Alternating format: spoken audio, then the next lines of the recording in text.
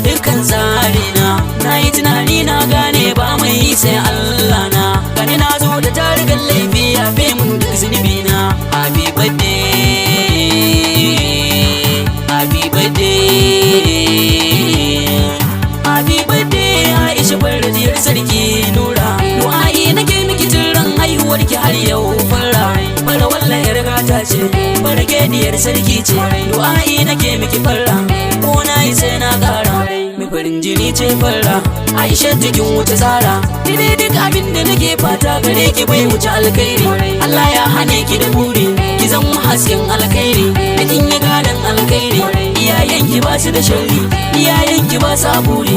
Wallahi ke yar gata ce, Aisha diyar manya ce. Ko an yi ko an so, Aisha diyar sarki ce. Masowa sai ya so dan tuni da abban ki kwai amana. Nura ka mina alkhairi, Nura ban san ka da sharri. Rabbana ya kare ka, ya kare dago da rajarka, ya kare dukkan sana'arka. Amin ya Allah, amin ya Allah, amin amin ya Allah, amin ya Allah, amin amin amin.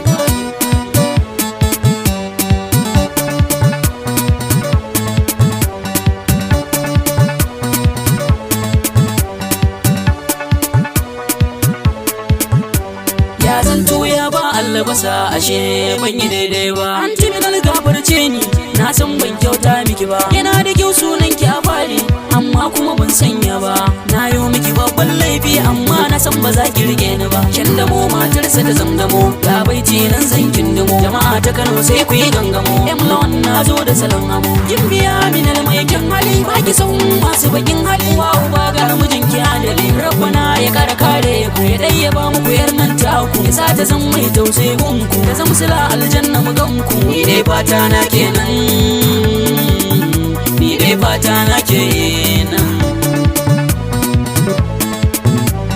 Anan zan huta Yamla wanne ne yaran Nura. Kar da ku sako kwanto a ranku domin ni dai na shi ne. Mun san mai san gaskiya so na sai na nan bayyane.